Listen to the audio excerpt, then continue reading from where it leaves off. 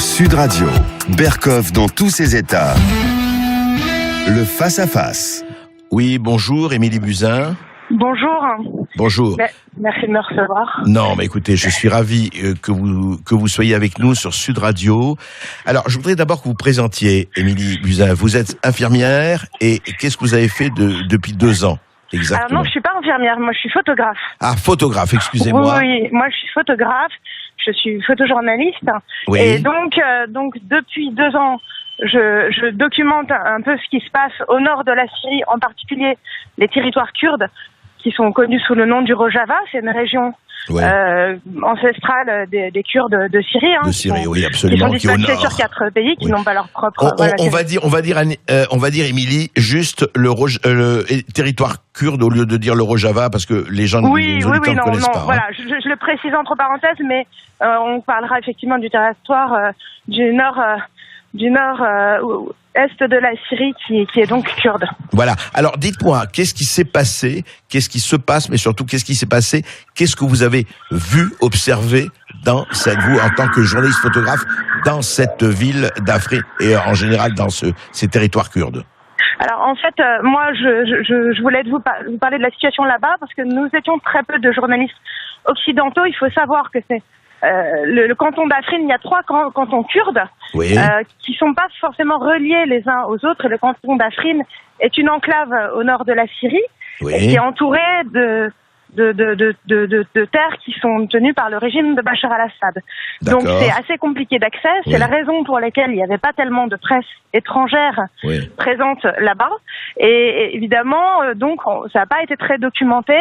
On n'a pas vraiment su ici ce qui s'était passé. C'est pour ça que votre témoignage est extrêmement important. Alors, qu'est-ce qui s'est passé vraiment, Émilie Buzyn? En fait, donc depuis fin janvier, donc depuis le 20 janvier, l'armée turque mène une offensive sur le canton d'Afrin, se rapprochant peu à peu de la ville, et donc poussant les gens des campagnes à se réfugier en ville, bombardant les villages. Bombardant partout, indifféremment partout. Alors en fait, les bombardements se sont rapprochés de la ville et nous on le sentait. Moi j'y ai passé une semaine et de jour en jour les explosions se faisaient plus fortes et se rapprochaient de la ville. Cependant, on avait un sentiment de sécurité. Nous n'imaginions pas qu'une armée de l'OTAN, la deuxième armée de l'OTAN, qui est l'armée turque, puisse s'en prendre à une ville remplie de civils. Il n'y avait pas de présence militaire kurde au centre-ville. Les Kurdes évitent d'avoir des militaires pour ne pas mettre en danger justement la population. Et donc, eux descendaient vous les n'avez pas vu de militaires, vous, dans la ville, vous n'avez pas vu?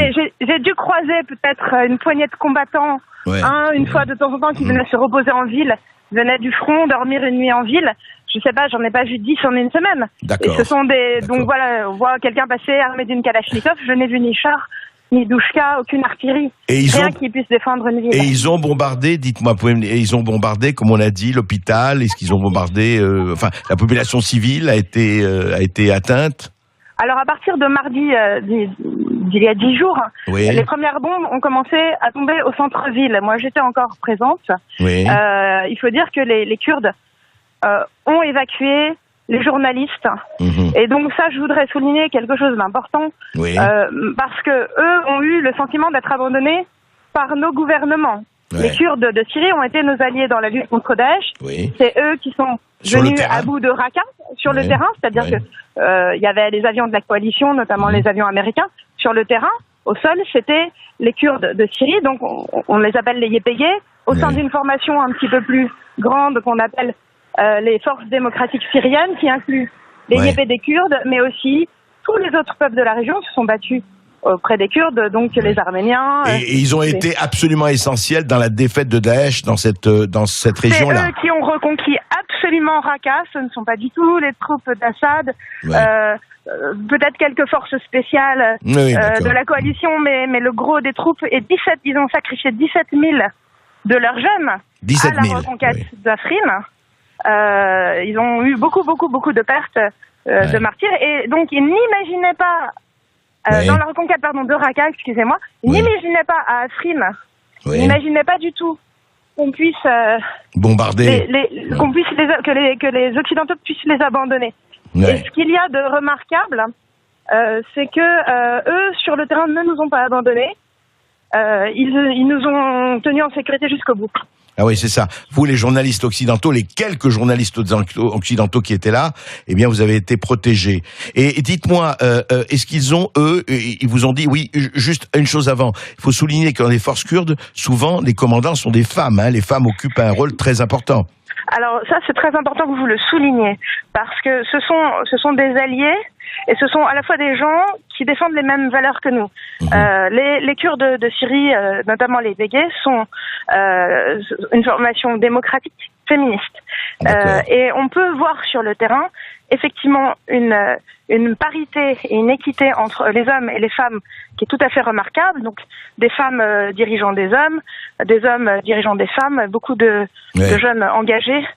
Et dans une parité et une équité tout à fait remarquable. Alors justement, que disent aujourd'hui, que vous ont dit les Kurdes, enfin les combattants et puis les autres, par rapport à effectivement le silence assourdissant de l'Occident en général, qu'est-ce qu'ils ressentent, qu'est-ce qu'ils vous ont dit là-dessus? Je pense qu'ils sont très surpris. Ils ne s'y attendaient pas parce que ce sont des gens très loyaux. Ouais. Donc, ce n'est pas quelque chose qu'ils avaient envisagé. Donc, ils ont été très surpris. Il y a une rancœur particulière à l'encontre des Russes qui ont ouvert l'espace aérien à la Turquie. Et en fait, ce que me disaient les commandants là-bas, qui est très très important, ils me disaient, mais écoutez, si vous pouviez faire fermer l'espace aérien, nous sur le terrain, nous sommes meilleurs. Alors, il faut savoir que sur le terrain, l'armée turque bombarde, mais sur le terrain, ce n'est pas l'armée turque régulière, ce sont des milices islamistes. Et ça, on en a la preuve, c'est documenté par des photographes qui sont arrivés avec les assaillants, et il n'y a aucun doute possible. Sur le terrain, ce sont des milices. Ce sont des milices islamistes, on le sait.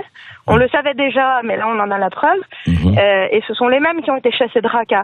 Donc en abandonnant les Kurdes de Syrie, on a laissé s'installer un nouveau Raqqa aux portes de la Turquie. Et donc ça, il faut en prendre conscience. Les commandants me disaient, nous, on est meilleurs sur le terrain contre les milices islamistes. On sait se battre au sol, mais contre l'aviation, on ne peut rien. Et en fait, ayant été surpris par le bombardement du centre-ville, il n'a rien été possible de faire pour défendre la ville, qui donc est tombée en 5 jours. Oui, c'est ça. La ville a été à la surprise générale, effectivement, y compris des observateurs, comme on dit, de loin. Elle a été conquise en 5 jours. Mais dites-moi, vous regardez cela, et un journaliste aussi, Émilie Buzyn, Erdogan a annoncé qu'il n'allait pas s'arrêter à Afrin, qu'il allait aller à Idlib, qu'il allait aller un peu partout. C'est quoi? Son plan, c'est de s'emparer du nord de la Syrie, enfin de toute la zone kurde. C'est quoi son plan, à votre avis? Il en a, je pense, l'envie. Il a fait effectivement cette annonce qu'il ne s'arrêterait pas. Il faut savoir donc qu'Afrin est plutôt à l'ouest, c'est le territoire le plus à l'ouest, cette enclave du territoire kurde. Lui annonce qu'il va continuer vers l'est et va reconquérir, il va conquérir Kobané, Kamishlo, et qu'il ira jusqu'à la frontière irakienne. Ce qui est très inquiétant, c'est que là, on vient de voir que ce qu'il annonce, il le fait, et il le fait de façon encore plus violente que ce qu'on imaginait. Parce que il a bombardé effectivement le centre-ville, il a bombardé l'hôpital, c'est un crime de guerre. Il a commis une incursion dans un territoire souverain qui est le territoire syrien, même si Bachar al-Assad ne tient plus tellement le nord de la Syrie. C'est une agression au sens des lois internationales, du droit international. Donc on est face à des actes très graves qu'il annonce, qu'il exécute, et de façon encore plus violente que mais si vous voulez, à partir du moment où il sent ou l'indifférence ou la passivité ou le pacifisme des puissances dites occidentales, et le problème, je ne sais pas si on vous l'a dit là-bas, et le problème c'est que la Turquie, vous l'avez dit d'ailleurs, fait partie de l'OTAN, l'Occident aussi, enfin l'Amérique, etc. Est-ce qu'il y a là-dessus pour vous une espèce de contradiction assez terrible eu égard à la situation? Écoutez, moi, je suis très choquée qu'on abandonne nos valeurs. Alors, il y a la réelle politique, la Turquie dans l'OTAN. La Turquie contient les dizaines, les centaines de millions de réfugiés, et ça, j'en ai tout à fait conscience. Mais après, il y a le long terme. Et il faut bien qu'on prenne conscience qu'en laissant se réinstaller un fief islamiste aux portes de la Turquie, il y aura des conséquences sur nous.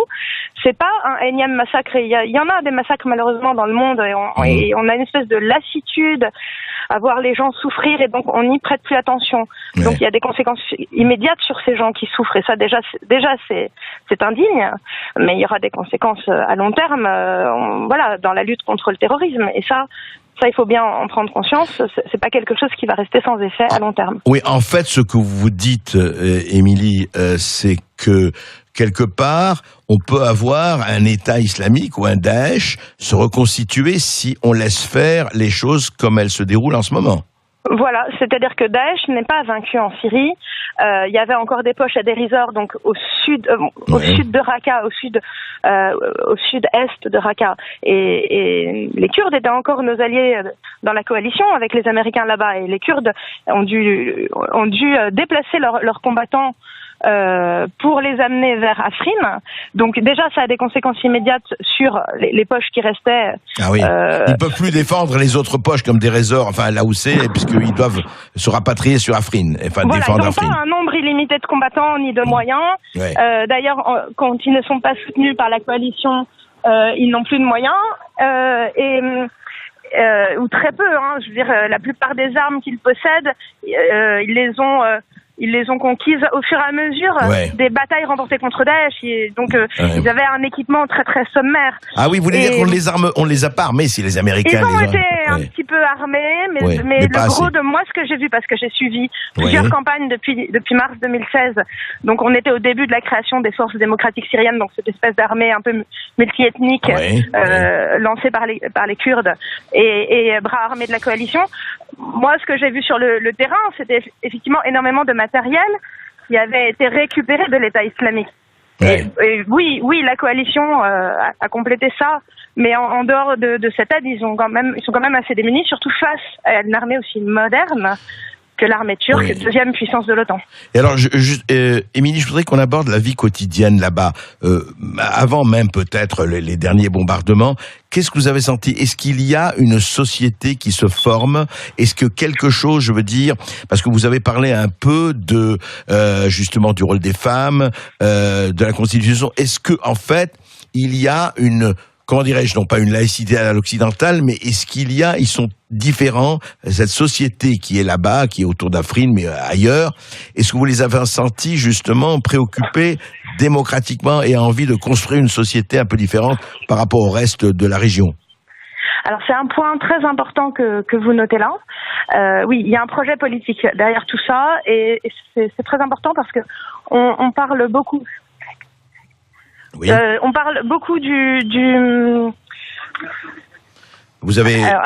je vous en prie, je vous laisse un tout petit instant. Je vous en prie, nous on est en train donc, avec Émilie Buzyn, juste un petit raccord et un petit problème, et nous la retrouvons là très très très vite, et est en train de nous apporter un témoignage absolument capital sur ce qui se passe en ce moment à Afrin, où, encore une fois, l'aviation turque, qui a la maîtrise totale, évidemment, de l'espace aérien, est en train de bombarder, comme, d'ailleurs, il faut le dire aussi, l'Arabie Saoudite au Yémen, comme un peu partout. Et ce qui est quand même terrible, c'est à chaque fois, on dit, on déplore, on n'est pas... On se plaint et puis voilà, et puis on laisse faire jusqu'à ce que ça arrive chez nous ou quoi. Je veux dire, il y a vraiment un problème et c'est très important que des journalistes, justement, et c'est l'honneur du journalisme, c'est ceux qui vont sur le terrain. Il faut le dire aussi, c'est très très très important. Le journalisme, comme disait Albert Londres, c'est la plume dans la plaie. Et ça fait partie, justement, de ce que fait notamment Émilie Buzyn, et beaucoup d'autres, bien sûr. Et vous écoutez Sud Radio, vous écoutez Berkov dans tous ses états. Je vous rappelle que vous pouvez réagir à ce témoignage exceptionnel au 0800 26 300 300. Nous sommes avec Émilie Buzyn, elle est journaliste. Elle revient tout juste de cette ville d'Afrin, c'est au nord de la Syrie, bombardée et prise par l'armée turque et ses alliés sur le terrain en Syrie. André Berkov. Oui, Agnès Buzyn, Émilie Buzyn, pardon. Excusez-moi, oui, je parlais de votre sœur. Il n'y a pas de souci. Voilà. Excusez-moi, oui. Son poste, comme je connais, exactement, et c'est des postes différents, mais enfin, voilà, l'une est à la santé, l'autre est dans le journalisme, et c'est très bien comme ça. Donc, on parlait du projet politique des Kurdes. C'est très important que vous appuyez ce point parce que dans la guerre en Syrie, il y a ce problème de savoir comment on se positionne par rapport à Bachar al-Assad qui commet des exactions sur son peuple, etc. Et on a le sentiment qu'il n'y a pas d'alternative politique. Les Kurdes, eux, ont un projet politique de très longue date. Alors, ils ne demandent pas l'indépendance. Il faut savoir qu'ils ne sont pas dans cette demande d'indépendance. Oui. Qu'est-ce qu'ils veulent ? Mais ils voudraient pouvoir administrer leur territoire à leur façon, à savoir avec des principes de laïcité. Ils parlent de laïcité, ils sont dans la laïcité. Ouais. Ils sont alors ils sont laïcs. Alors je parle pas du peuple, hein, chacun pratique sa religion comme il le veut. Mais donc les YPG, les forces démocratiques syriennes, etc. Bon, il y a un projet politique qui vient avec cette composante plutôt militaire, et le projet politique, lui, est laïque, féministe. Et par exemple, les cantons sont administrés par toujours un homme et une femme. Il y a un coprésident et une coprésidente que j'ai pu rencontrer. Il y a à chaque fois un homme et une femme. Donc il y a cette parité dont je vous parlais au sein des combattants, mais aussi... Et la parité existe là-bas complètement.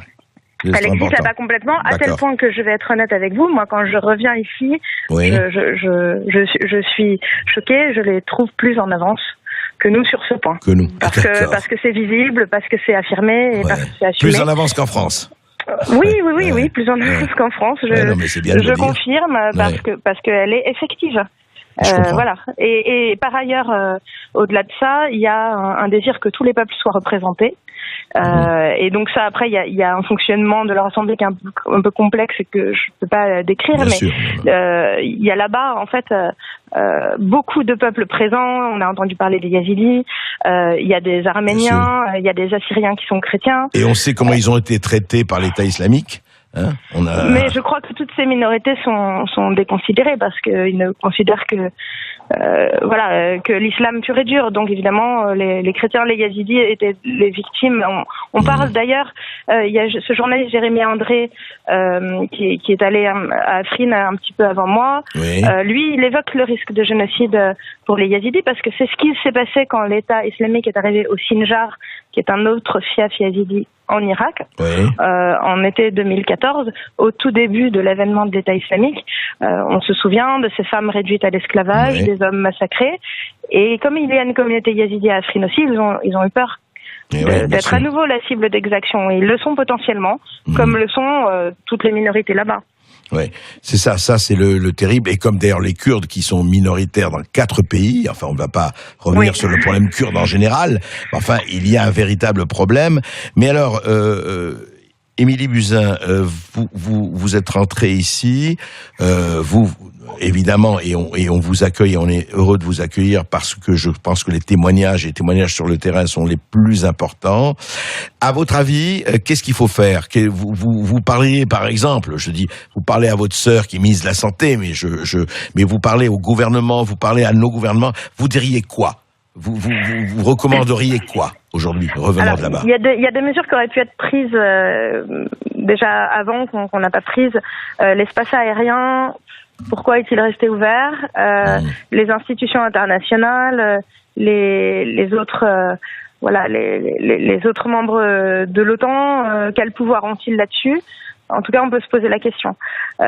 Aujourd'hui, les gens qui ont fui Afrin se retrouvent sur un plateau qui surplombe la ville à quelques kilomètres. Ils sont coincés parce qu'en fait, toute la population d'Afrin est presque là-bas. Une partie de la population est sur le plateau.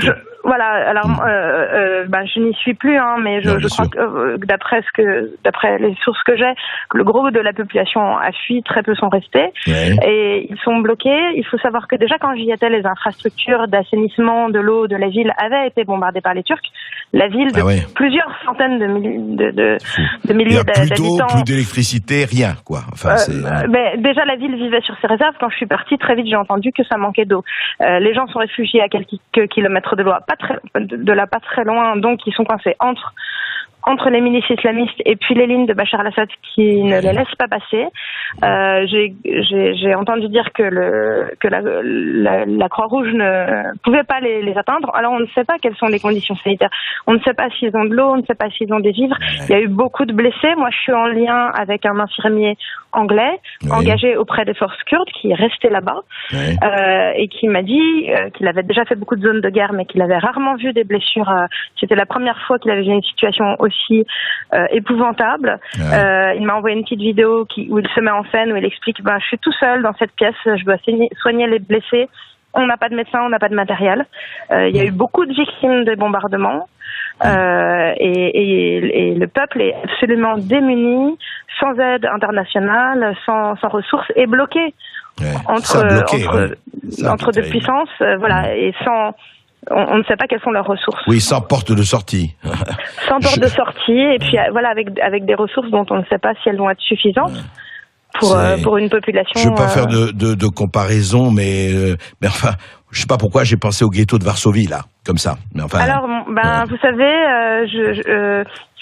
c'est touchant que vous évoquiez ça. Moi, je suis après retournée à Erbil en Irak à l'hôtel, et il y avait cette musique de la liste de Schindler qui passait en boucle et j'ai fondu en larmes. Mais oui, je comprends. Parce que cette indifférence là à ces gens qui sont potentiellement en danger de mort est indigne, et la comparaison que vous faites, moi, ne me choque pas en fait. Il y a un abandon de ces populations. Et dites-moi, Émilie Buzyn, comment vous les avez sentis, cette population, justement? Comment ils ont cette résilience? Parce que je me dis, nous, au moindre incident, au moindre bobo, nous, on hurle à la mort. Dès que la situation n'est pas celle qu'il vaut, dès qu'on est en grève, dès qu'il n'y a plus de transport, on est là comme des fous. Comment ça se passe? Comment cette population tient? Alors, ce sont des gens qui malheureusement ont beaucoup souffert. Afrin a été relativement épargné par la guerre en Syrie, à tel point que beaucoup de populations, même arabes, s'y sont réfugiées. C'est d'ailleurs la raison pour laquelle cette ville a grossi et qu'il y a autant de population. Elle a accueilli beaucoup de déplacés internes syriens. Mais bon, ce sont des gens assez pauvres et puis qui souffrent depuis longtemps. Les Kurdes, avant la guerre, étaient considérés comme un peuple ils n'avaient pas les mêmes droits que les autres Syriens. Et donc c'est très récemment qu'ils ont pu conquérir un petit peu d'autonomie à la faveur de cette guerre, mais ce sont des populations habituées à souffrir malheureusement. Émilie Buzyn, on va en reparler, on va